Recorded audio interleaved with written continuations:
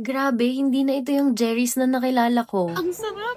Akala ko dati pang tito, tita, or family lang dito, pero pang Gen Z din pala. Pagpasok mo pa lang, mafe-feel mo agad yung new Jerry's experience. They will welcome you with a big smile and the best service ever. Una ko talagang napansin is the new IG-worthy aesthetic ng place. Ibang-iba yung ambience mula dining area hanggang restroom. Una naming tinry is yung Christmas coolers na refreshing talaga. They have blueberry, chocolate, matcha, which is my favorite, and strawberry. Masarap lahat, but matcha talaga is the best for me. After a short waiting time, sinerve na nila yung food, and OMG, hindi ko alam kung anong uunahin. Kasi tignan nyo naman. Pero let's start with the appetizers. Their potato nachos is perfect for me. Crispy siya, and flavorful yung toppings. The oriental tuna sashimi is new to me, at nagustuhan ko yung parang roasted sesame flavor. Nice pairing siya with the wonton crisps. For me, their inihaw na pusit is one of the best dahil ang lambot niya and hindi rubbery yung texture. Walang OA pero ganito talaga yung feeling. Next, yung garlic mushroom chicken. Hindi ako fan ng garlicky na ulam but sakto lang yung blend ng garlic and cream. Yung crispy kare-kare nila masarap din. Malasa na yung sarsa kahit kainan without the bagoong. Pero syempre, dun tayo sa meron. Out of everything we ordered, adobo shreds yung pinaka-favorite ko dahil ang crispy niya and perfect yung suka. That's coming from Ama Asim